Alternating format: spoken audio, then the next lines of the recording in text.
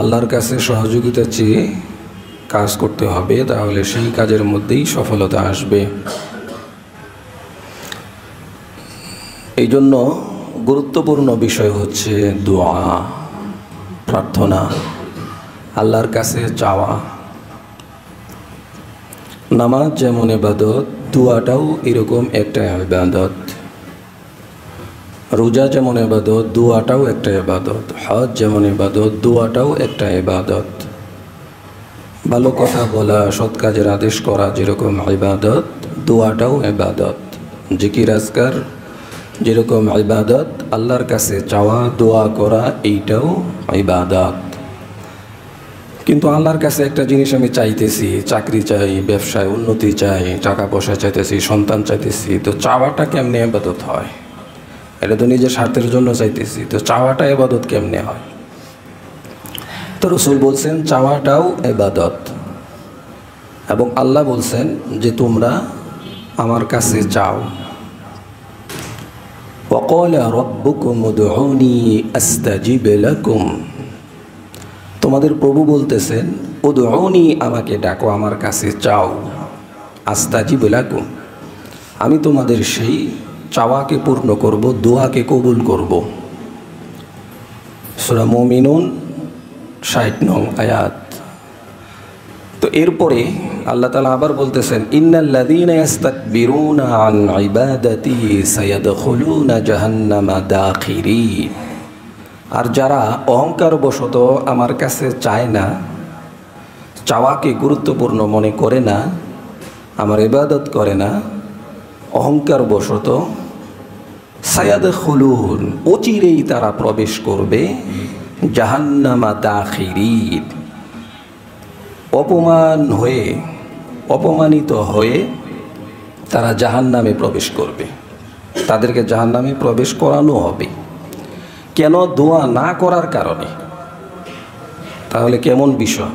আল্লাহ তাআলা কত ফেসিলিটি দিছেন যে আমার কাছে চাও, আমার কাছে চাও বান্দা। আল্লাহর কাছে চাইলে খুশি হয়, না চাইলে আল্লাহ তাআলা অসন্তুষ্ট হয়ে যান। আর বান্দার কাছে চাইলে বান্দা অসন্তুষ্ট হয়, না চাইলে খুশি হয়। এমনকি বাবার কাছেও বেশি বেশি চাইলে বাবাও অসন্তুষ্ট হয়, মাও অসন্তুষ্ট হয়, আর না চাইলেই খুশি হয়।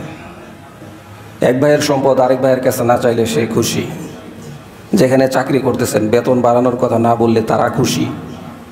যেখানে আপনি আছেন যার কাছে যা পাবেন সেটা না চাইলে সে খুশি। মা খুশি, ভাই বোন খুশি, তাকে তারটা দিয়ে দিলে। তো এই জন্য বান্দা সবসময় খুশি হইল না চাইলে, আর চাইলেই অসন্তুষ্ট, যদিও তার সেটা প্রাপ্য, সেটা চাইলেও সে অসন্তুষ্ট। চাইলো কেন? আর আল্লাহ তাআলা বলতেছেন আমার কাছে না চাইলে আমি অসন্তুষ্ট। বান্দা আমার কাছে চাও, যেইটা প্রয়োজন সেইটাই চাও।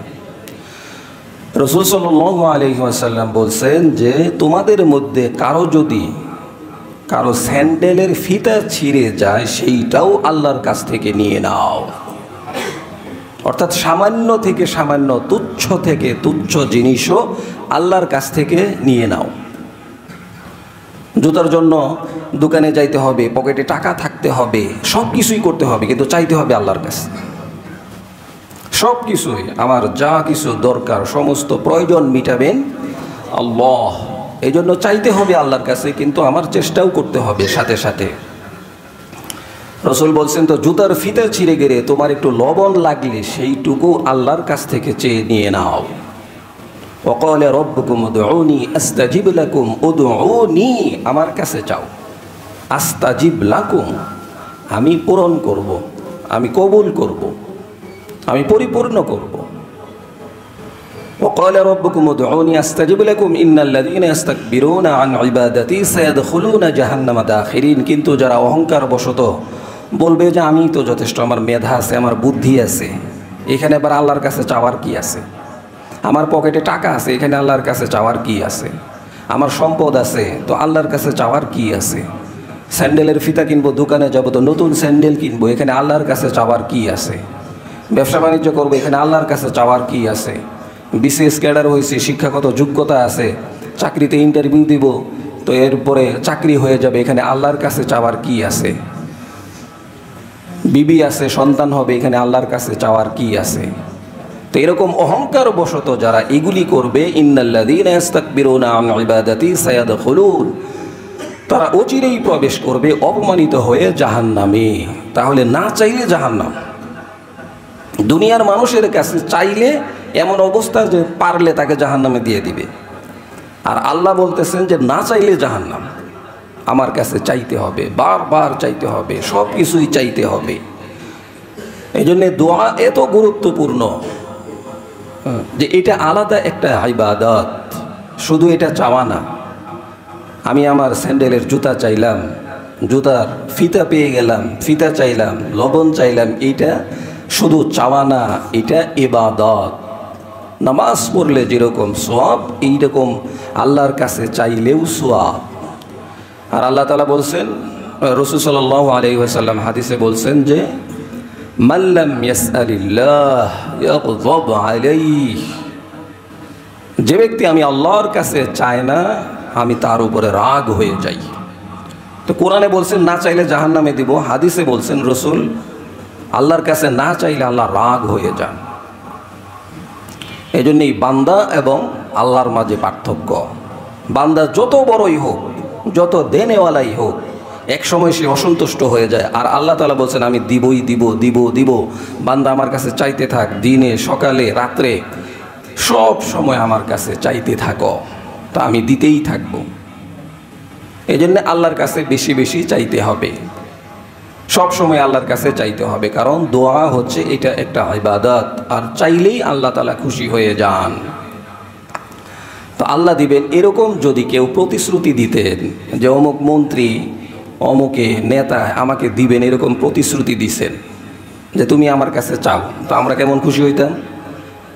বাবাই যদি সন্তানরে বলতো চা, আজকে আইফোন চাইছোস, কালকে স্যামসাং, তারপরের দিন ল্যাপটপ, তারপরের দিন কম্পিউটার, তারপরের দিন বাজাজ হোন্ডা, এরপরের দিন মানে যত ভালো হোন্ডা আছে এইটা চা, এরপরের দিন প্রাইভেট কার, এরপরের দিন অমুক, চাইতে থাক আর দিতেই থাকবো। এই ছেলে কেমন খুশি হইতো? খুশি কারে কয়? তা আল্লাহ বলছেন আমি তো তোর বাপের থেকে আরো বেশি দেওয়ার ইচ্ছা করতেছি, তো চাস না কে আমার কাছে? তো বাপে এতটুকু প্রতিশ্রুতি দিছে, এতই খুশি, এতেই খুশি। বাপে তো হোন্ডা দিবে, গাড়ি দিবে, আর আমি তো চোখ দিছি, আমি তো নাক দিছি, আমি তো কান দিছি, আমি তো হাত দিছি, আমি তো এমন একটা ফুসফুসে দিছি যার মাধ্যমে সেকেন্ডে সেকেন্ডে আমি আল্লাহর প্রয়োজন হয়। এটাকে একটু চাপ দিয়ে বন্ধ করে দিলেই তুমি শেষ। তোমার R15 হোন্ডাও শেষ, তোমার আইফোনও শেষ, তোমার সব শেষ এক মুহূর্তে। সেটা তো আমি আল্লাহ দিছি, তো আমি কত দেওয়া দিছি, যে জন্য বান্দা আমার কাছে চা। অমুকে প্রতিশ্রুতি দিছে তার জন্য খুশি, তো আল্লাহ যে এত প্রতিশ্রুতি দিলেন তার জন্য খুশি না? আল্লাহ যে বলছেন যে আমার কাছে চাও, আমি চাইলেই খুশি। এই জন্য চাইতে হবে একমাত্র আল্লাহর কাছে, দোয়া করতে হবে আল্লাহর কাছে, চাইতে হবে আল্লাহর কাছে, আল্লাহ তাআলা দিবেন। রাসূল বলছেন আদ-দুআউ হুয়াল ইবাদা, দোয়াটাই ইবাদত। দোয়া করতেছি এটাই ইবাদত। আরেক জায়গায় বলছেন আদ-দুআউ মুখুল ইবাদাহ, দোয়া হচ্ছে ইবাদতের মগজ, মেইন জিনিস। এখন আছে না কিছু লোক বের হয়েছে দোয়া লাগে না এদের, আবার নামাজের পরেও দোয়া লাগে না, অমুক সময় দোয়া লাগে না, তমুক সময় দোয়া লাগে না, কোনো সময় তাদের দোয়া লাগে না।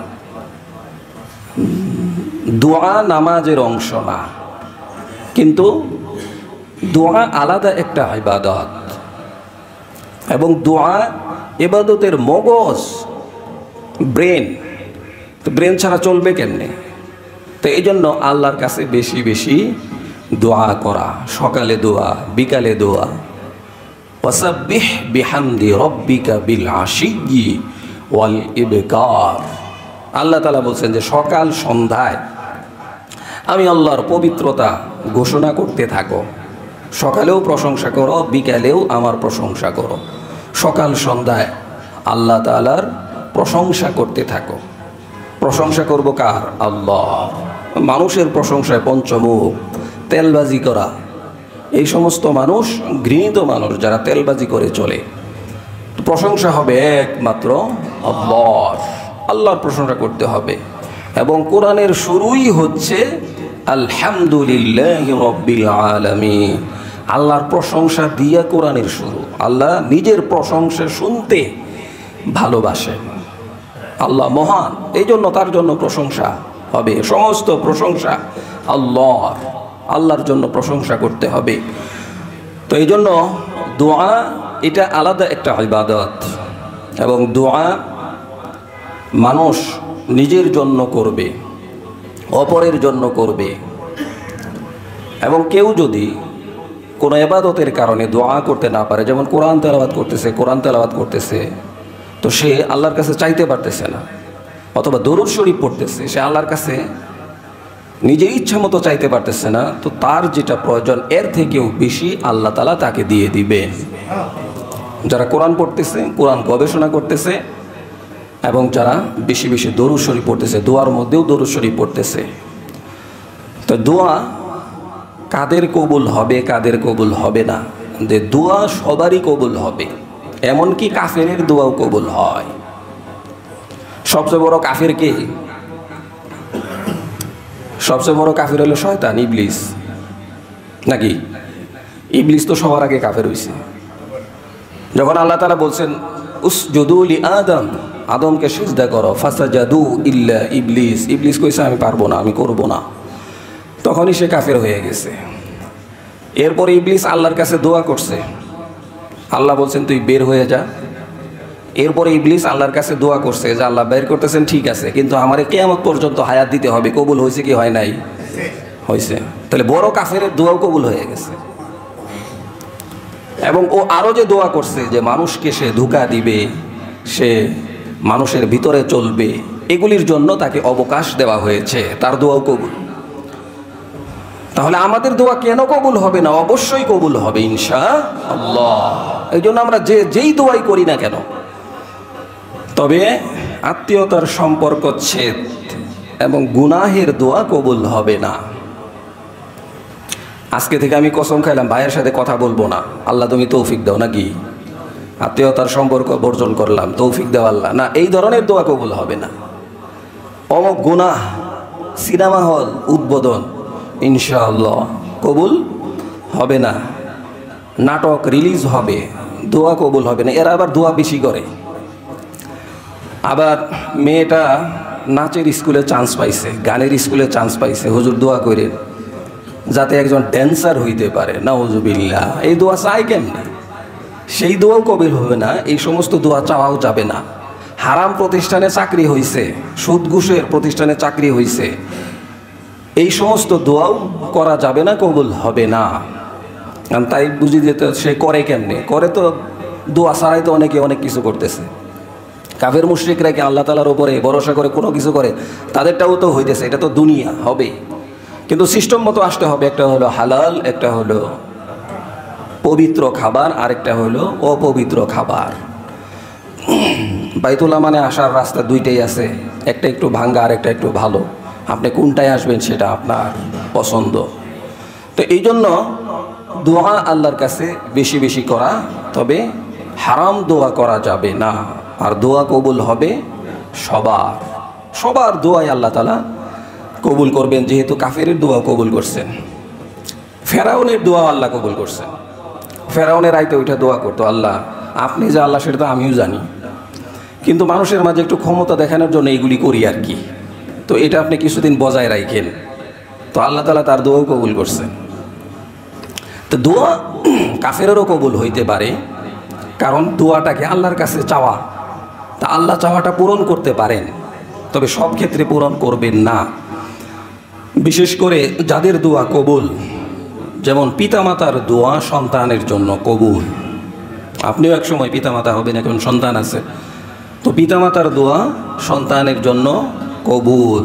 আল্লাহ তাআলা বলছেন ওয়াকাদা রাব্বুকা আল্লা তা'বুদু ইল্লা ইয়্যাহু ওয়া বিল ওয়ালিদাইনি ইহসানা, যে তোমরা আল্লাহ তাআলার ইবাদত করো, আল্লাহ ছাড়া কারো ইবাদত করা যাবে না, এবং পিতামাতার সাথে ভালো ব্যবহার করো। ইম্মা ইয়াবলুগান্না ইনদাকাল কিবারা আহাদুহুমা আও কিলাহুমা ফালা তাকুল লাহুমা উফিন ওয়ালা তানহারহুমা ওয়া কুল লাহুমা কওলান কারীমা। এবং তাদের সাথে ভালো আচরণ করো। তারা যখন বৃদ্ধ হয়ে যাবে, উভয়ে বা একজন, তাদের খেদমত করো।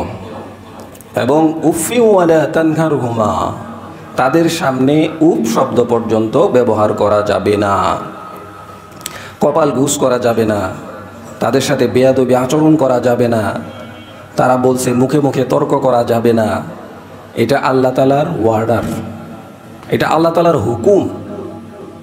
এটা আল্লাহ বলছেন বাবার সাথে এরকম ভালো ব্যবহার করতে হবে, মায়ের সাথে এরকম ভালো ব্যবহার করতে হবে। এমনকি যখন তারা বৃদ্ধ হয়ে যাবে, তারা উল্টাপাল্টা করতে পারে। বৃদ্ধ মানুষ বাচ্চাদের মতো হয়ে যায় বিভিন্ন সময়ে বিভিন্ন কারণে। তো সে বেশি কথা বলতে পারে, বেশি চাইতে পারে, সে সব ম্যানেজ করতে পারবে না। ওই সময়ও তাদের সাথে ভালো ব্যবহার করতে হবে, এটা আল্লাহ তাআলার নির্দেশ।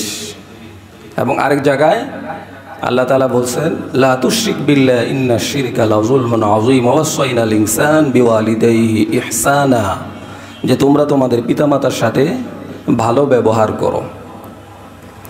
যখন লুকমান হাকিম তার সন্তানকে উপদেশ দিতে গিয়ে বললেন যে আল্লাহর সাথে শিরিক করবে না, তো আল্লাহ অনেক খুশি হয়েছেন। সন্তানরে তো অনেক ভালো কথা বলছো, তুমি এমন ভালো কথা বলছো যেটা আমি কোরআনে উঠাইয়া দিলাম, তুমি আমার সাথে শিরিক করতে না করছো, তো আমি সন্তুষ্ট হইয়া তোমার সন্তানকেই বলতেছি, এই সন্তান তোর পিতামাতার সাথে তুই খারাপ ব্যবহার করবি না। তাহলে লুকমান হাকিম বলছেন আল্লাহর সাথে তুমি শিরিক করবে না। তো আল্লাহ তাআলা খুশি হয়েছেন, খুশি হয়ে বলছেন যে এই সন্তান তুই তোর পিতামাতার সাথে খারাপ ব্যবহার করবি না, কারণ তোর পিতা আমার পক্ষে কথা বলছে, আমিও তোর পিতার পক্ষে কথা বলে দিলাম। পিতার সাথে কখনোই, মাতার সাথে কখনোই খারাপ ব্যবহার করা যাবে না। আমরা করি, আমাদের সন্তানরা করে করে পিতামাতার সাথেই সবচেয়ে খারাপ ব্যবহার বেশি করে অনেক সন্তান, শিক্ষা না থাকার কারণে। তো পিতামাতার দোয়া সন্তানের জন্য কবুল। পিতামাতা হাত উঠাইলেই সন্তানের জন্য কবুল। তাহাজ্জুদ পড়ে হাত উঠাইলে সন্তানের জন্য ভবিষ্যৎ উজ্জ্বল। কোরআন শরীফ পড়তে দিয়েছেন, হেফজ পড়তে দিয়েছেন, আলেম হইতে দিয়েছেন, দোয়া করতে থাকেন, তো আল্লাহ তাআলা কবুল করবেন। তাকে যেই জায়গায় দিয়েছেন তার জন্য দোয়া করতে থাকেন। গুনাহটা বাদ, আগেই বলছি। হালাল যেই সমস্ত পন্থা আছে তার জন্য দোয়া করতে থাকেন, তো আল্লাহ তাআলা সেই দোয়াকে অবশ্যই কবুল করবেন। মাজলুমের দোয়া কবুল, যে ব্যক্তি মাজলুম হয়েছে, জালিমের বিরুদ্ধে মাজলুমের দোয়া আল্লাহ তাআলা কবুল করেন। যতক্ষণ পর্যন্ত মাজলুম জালিমের উপরে প্রতিশোধ না নেয়, ততক্ষণ পর্যন্ত মাজলুমের দোয়া কবুল। মাজলুম দোয়া করতে থাকে, কান্না করতে থাকে, সে জুলুমের শিকার হয়েছে। যে জুলুম করছে সে তো নিজেরে বাহাদুর মনে করতেছে, তার এটা স্মরণ নাই, অমুক জায়গায় অমুকরে মারছে, তমুক জায়গায় আরেকজনরে মারছে, আরেক জায়গায় আরেকজনকে মারছে, তার স্মরণও নাই কাকে কখন মারছে, কি করছে, কার উপরে কি জুলুম করছে, কার সম্পদ লুণ্ঠন করছে, তার স্মরণও নাই। কিন্তু যে মাজলুম হয়েছে তার স্মরণ আছে। আমার জমিটা নিয়ে গেছে, আমার বাড়িটা নিয়ে গেছে, আমার দোকান তালা মারিয়ে দিচ্ছে, আমার সম্পদ লুণ্ঠন করছে, আমাকে মারছে, আমাকে হত্যা, অমুকে কে হত্যা করছে, আমার আত্মীয়কে হত্যা করছে, এভাবে সে কাঁদতে থাকে রাত্রে। তো তিনি যেরকম জাগনা, তিনি যেরকম জাগ্রত আছেন, পৃথিবীতে আর কেউ জাগ্রত নাই, আর আছেন আল্লাহ। এই জন্য বলছে মাজলুম এবং আল্লাহর সাথে এর মধ্যে কোনো পর্দা নাই, এদের দোয়া ডাইরেক্ট আল্লাহর দরবারে পৌঁছে যায়। এই জন্য বলছেন মাজলুমের বদদোয়া থেকে বাঁচো, মাজলুমের বদদোয়া থেকে বাঁচো। এই জন্য কারো উপরেই জুলুম করা যাবে না। জুলুম কি শুধু তারাই করছে? তারাই শুধু জুলুম করে নাই, যারা এখন আছে তারাও জুলুম করতেছে, যারা সামনে আসবে তারাও যাতে জুলুম না করে তাদেরকেও শিক্ষা নিতে হবে। অর্থাৎ তারা আছে, কারা আছে, এগুলি আমি বলতেছি না, এগুলি তো কিয়ামত একবার পৃথিবীর শুরু থেকে নিয়ে আজ পর্যন্ত সবই চলবে। অনেক জালিম চলে গেছে, অনেক মাজলুমরা আবার জালিম হয়েছে।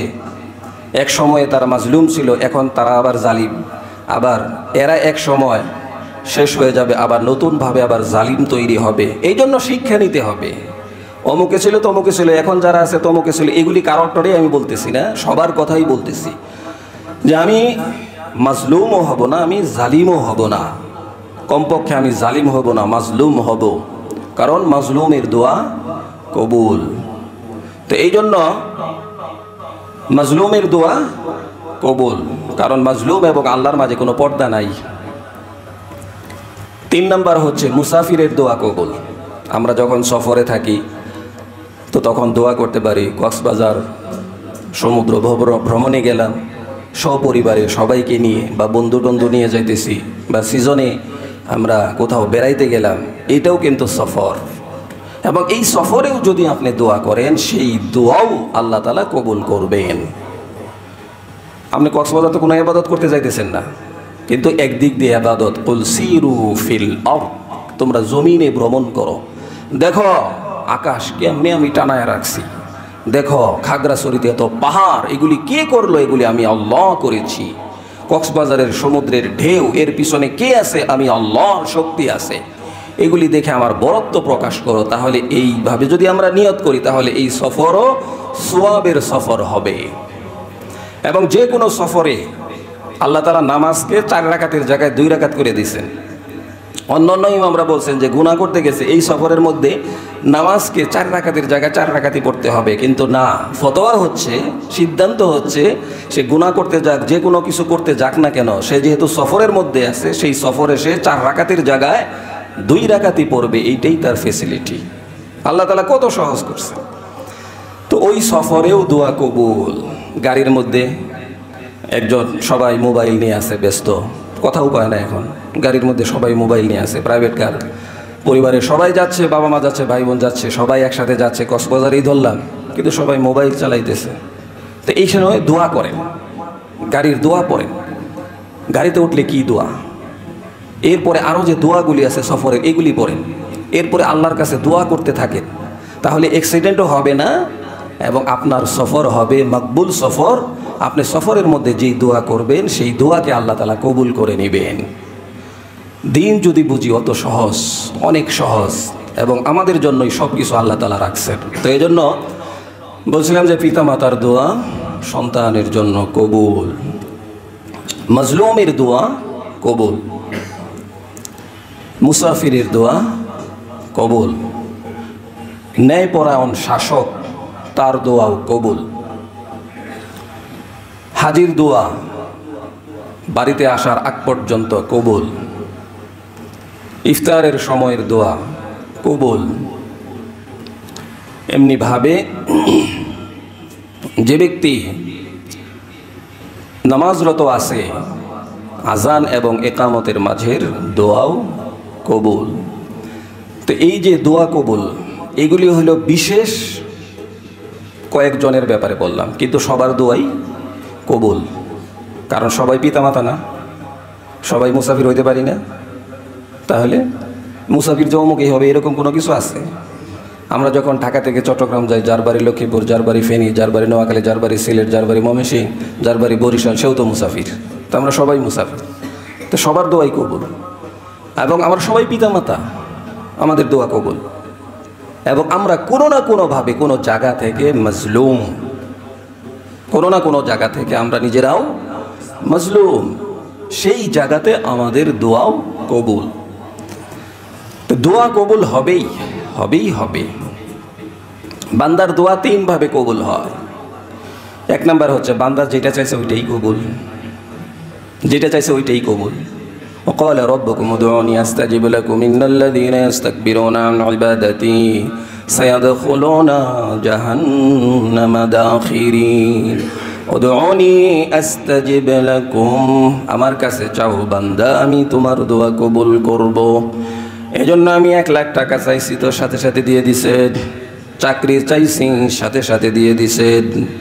সন্তানের ভালো বিবাহের জন্য আল্লাহর কাছে দোয়া করছি, তো আল্লাহ তাআলা সন্তানের জন্য ভালো ভালো বউয়ের বিবাহের ব্যবস্থা করে দিয়েছেন। অর্থাৎ যেইটা দুনিয়ার জন্য চাইলাম সাথে সাথে দিয়ে দিয়েছেন। এইভাবে দোয়া কবুল, যেটা চাইছে ওইটাই দিয়ে দিয়েছেন। 2 নাম্বার হচ্ছে দুনিয়া এটা চাইলাম ওটা চাইলাম, কিন্তু আল্লাহ তাআলা দেন নাই, কিন্তু এই দোয়াকে আল্লাহ তাআলা রেখে দিয়েছেন। কঠিন হাসরের ময়দানে আল্লাহ তাআলা আমার সামনে পাহাড় পরিমাণ সওয়াব আমার সামনে উপস্থিত করবেন এবং আমার এই দোয়া ওই দোয়া সেই দোয়া সমস্ত দোয়াগুলিকেই উপস্থিত করবেন। আল্লাহ তাআলার কাছে বান্দা জিজ্ঞেস করবেন, আল্লাহ এগুলি কি? তুমি যে দুনিয়ায় দোয়া করছিলে তোমার জন্য সেটা দুনিয়ায় ভালো হইতো না, এই জন্য আমি দেই নাই, এই জন্য আখিরাতের জন্য সমস্ত দোয়াকে আমি তোমার জন্য রেখে দিয়েছি। বান্দা তখন বলবে, আল্লাহ এই দোয়াটা দুনিয়াতেই কবুল করছিলেন, এটা দুনিয়াতে কবুল না করে এটা যদি আখিরাতের জন্য রেখে দিতেন তাহলে আরো ভালো হইতো। তাহলে দোয়া কোনোটাই মিস নাই, হয়তোবা দুনিয়াতেই কবুল হবে অথবা আখিরাতে এটা কবুল হবেই হবে। এটা আখিরাতের জন্য আল্লাহ রেখে দিয়েছে। দুনিয়াতে যতই মুসিবতে পড়ি এটা কোনো মুসিবত না, আর আখিরাতের মুসিবত হচ্ছে কঠিন মুসিবত। দুনিয়ার আগুন এটা কোনো আগুন না, দুনিয়ার জেলখানা আখিরাতের জেলখানার তুলনায় কিছুই না। দুনিয়ার মুসিবত আখিরাতের মুসিবতের তুলনায় কিছুই না। ওই সময় আল্লাহ যদি আমাদের দোয়াগুলি আমাদের জন্য রেখে দেন তাহলে এইটাই বান্দার জন্য ভালো হবে। তখন বান্দা বলবে, আল্লাহ দুনিয়ায় যদি কোনো দোয়া কবুল না করে সমস্ত দোয়া যদি আখিরাতের জন্য রেখে দিতেন এইটাই ভালো হইতো। বান্দা বলবে। তাহলে ডাইরেক্ট দোয়াও কবুল হয়ে যায়, ইনডাইরেক্ট দোয়াও কবুল, অর্থাৎ আখিরাতের জন্য রেখে দিয়েছেন। 3 নাম্বার হচ্ছে আমি চাইলাম একটা, আল্লাহ তাআলা ওইটার পরিবর্তে আমাকে আরেকটা দিয়ে সান্ত্বনা দিয়ে দিবেন। চাইছি আমি টাকা, চাইছিলাম 1 লাখ টাকা দাও আল্লাহ, আমার ভাগ্যে লেখা ছিল ওপেন হার্ট সার্জারি হবে, সেইখানে খরচ হবে 2 লাখ। চাইছিলাম 1 লাখ, আল্লাহ তাআলা ওপেন হার্ট সার্জারি আমার দোয়াকে কবুল না করে ওপেন হার্ট সার্জারি আমার থেকে দূর করে দিলেন। এটা তো আরো বড় দান, কারণ 1 লাখ চাইছিলাম, যদি নগদ আল্লাহ 1 লাখই দিতেন তো 1 লাখই পাইতাম। আর ওপেন হার্ট সার্জারি করলে লাগবো 3 লাখ, কমপক্ষে ধরলাম আগে আরো বেশি। তো 3 লাখ লাগলে এখানে 1 লাখ আল্লাহ দিলেন, আরো 2 লাখ আমার কাছ থেকে গেল, তাহলে লাভ না লস? 2 লাখ টাকা লস না? বুঝেন নাই কথা? বুঝছেন? 1 লাখ তো যদি আল্লাহর কাছে চাইতাম তো আল্লাহ 1 লাখ দিয়ে দিছেন, কিন্তু ভাগ্যে আবার ওপেন হার্ট সার্জারিও আছে। এখন এইটা যেহেতু আছে খরচ হইব 3 লাখ, তাহলে আল্লাহ দিচ্ছেন 1 লাখ, আমার পকেট থেকে যাইব 2 লাখ, তাহলে 2 লাখের লসের মধ্যে পড়ে গেলাম। কিন্তু আল্লাহ তাআলা 1 লাখই দিলেন না, তাহলে ওই লসের মধ্যে আমি আর পড়লাম না। তা এইভাবে দোয়া আল্লাহ তাআলা কবুল করে থাকেন। এই জন্যে বান্দার কোনো দোয়াই মিস নাই, সকল দোয়াই আল্লাহ তাআলা কবুল করে থাকেন।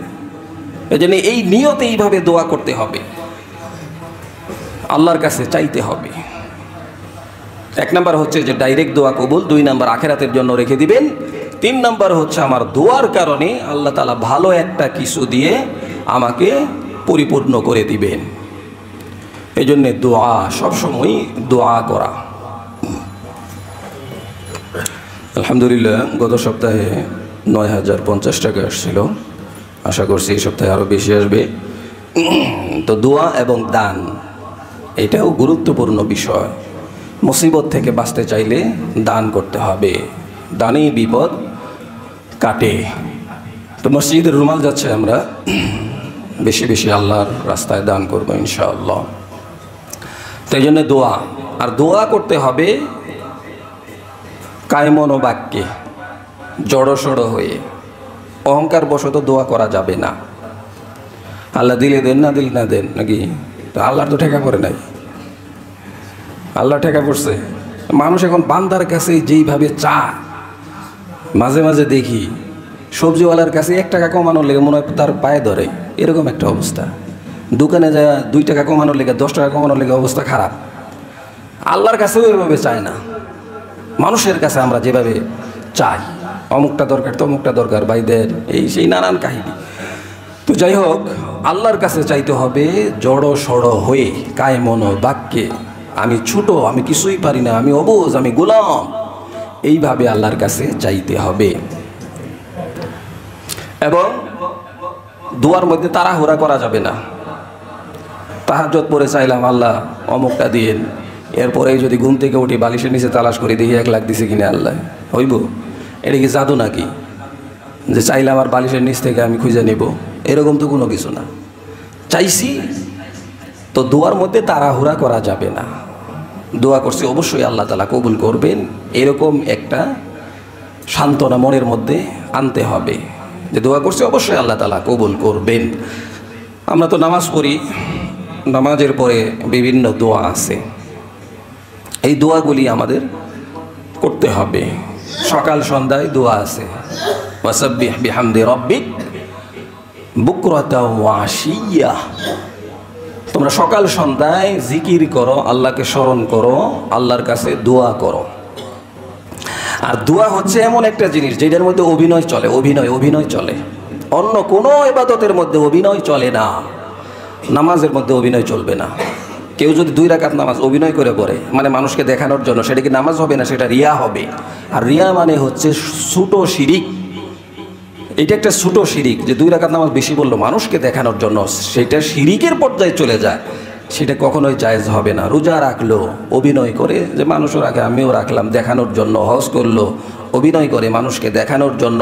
কিন্তু একমাত্র দোয়া যার মধ্যে মানুষকে দেখিয়ে করা চলে এবং অভিনয়ও চলে, সেটা কি রাসূল সাল্লাল্লাহু আলাইহি ওয়াসাল্লাম বলছেন যে দোয়ার মধ্যে যদি কান্না না আসে তাহলে বান্দা কান্নার অভিনয় কর, কান্নার অভিনয় করো, মুখটা বাঁকা করো, চোখ দিয়ে পানি আনার চেষ্টা করো, তাহলে আল্লাহ তাআলা তোমার দোয়াকে কবুল করে নিবেন।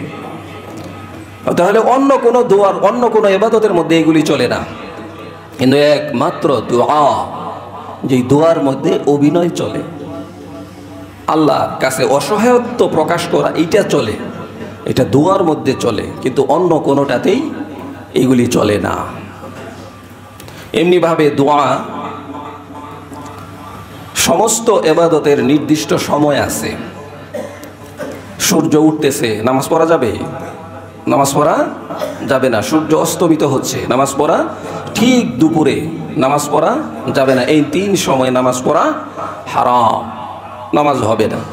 আমরা অনেকে আছি ঘুম থেকে উঠি, মানে এখন যদি 5:40 সূর্যাস্ত হয় তো উঠছে ধরেন 3 মিনিট 5 মিনিট আগে, স্ট্যান্ডা বাথরুম সেরে উজু টুজু করে বাস নামাজে দাঁড়ায় গেছে। হে কিন্তু আবার টাইম দেয় না, যেহেতু সকাল হয়েছে বাস নামাজে দাঁড়ায় গেল।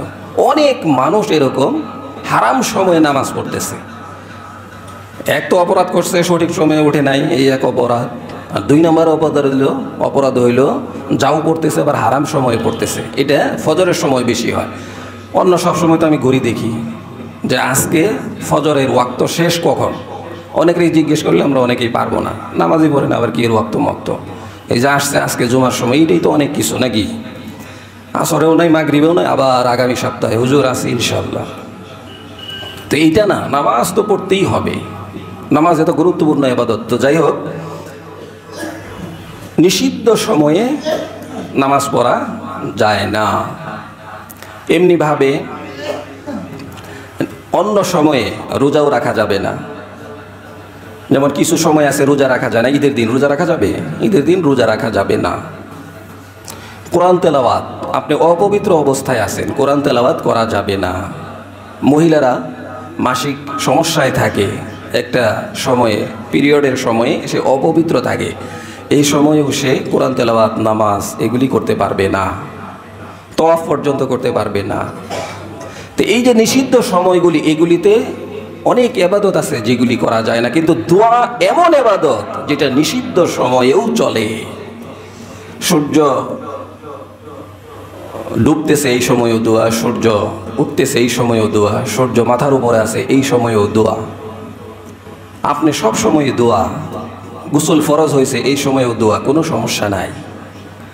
মহিলাদের মাসিক সমস্যা হয়েছে এই সময়েও দোয়া, কোনো সমস্যা নাই। তাহলে দোয়া সবসময়ই চলে। কেমন ইবাদত? অন্যান্য ইবাদতের একটা নির্দিষ্ট সময় আছে, এই সময় করা যাবে, এই সময় করা যাবে না, কিন্তু দোয়া এমন গুরুত্বপূর্ণ ইবাদত যে কোনো নির্দিষ্ট সময় নাই। বান্দার জন্ম থেকে নিয়ে মৃত্যু পর্যন্ত সে যে কোনো সময়, যে কোনোভাবে, যে কোনো জায়গায় দোয়া করতেছে, তো আল্লাহ তাআলা সেই দোয়াকে কবুল করে নিবেন। দোয়া করব কি করব না? কত সস্তা জিনিস না, চাওয়া, আল্লাহর কাছে চাওয়া, চাই না আল্লাহর কাছেই চাই। কত প্রয়োজন আমাদের, সবারই প্রয়োজন, প্রয়োজন নায়িকা। যখন রাত্রের 2য় প্রহর হয়ে যায় তখনই আল্লাহ বলেন যে চাইতে থাকো।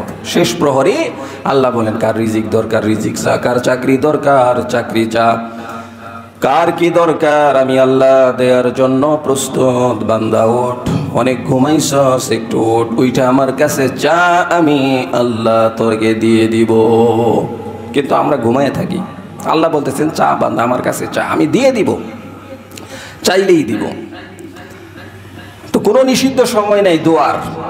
হাঁটতেছেন দোয়া, গাড়ির মধ্যে আছেন দোয়া, নামাজের পরে দোয়া, খাবারের পরে দোয়া, শোয়ার সময়ে দোয়া, ওঠার সময়ে দোয়া, সকল হালতেই দোয়া আর দোয়া। উদউনি আস্তাজিব লাকুম, বান্দা আমার কাছে চা, চাইলেই আমি আল্লাহ তা পরিপূর্ণ করে দিব। এর থেকে সুযোগ আর কি?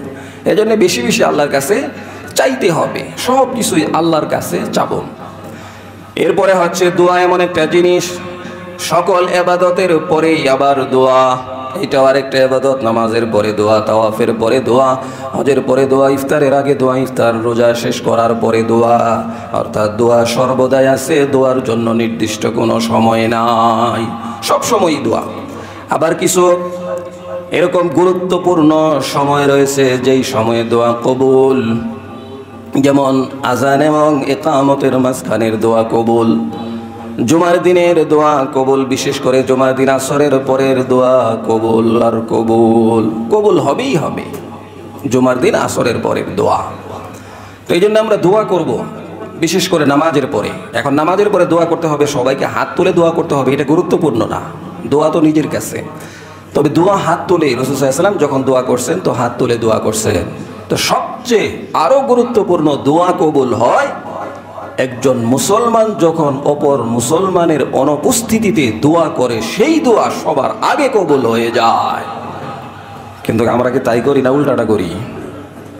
এ যদি সামনে না থাকে এর জন্য দোয়া নাকি বদদোয়া? কয় দেখেন কি অবস্থা, অন্যের নিয়েই হে ব্যস্ত, নিজে ইনকাম করতে পারতেছে না এটা কোনো সমস্যা নাই, অন্য ইনকাম করতেছে এটা নিয়ে তার মাথা ব্যথা।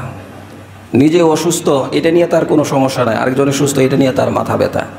নিজের চাকরি নাই এটা নিয়ে তার সমস্যা নাই, আরেকজনের চাকরি করতেছে এটা নিয়ে তার সমস্যা। নিজে বাড়ি নাই বেটা তুই বাড়ি কর, আরেকজনে বাড়ি করছে হেরে নিয়ে তার সমস্যা। এই হচ্ছে আমাদের সমস্যা।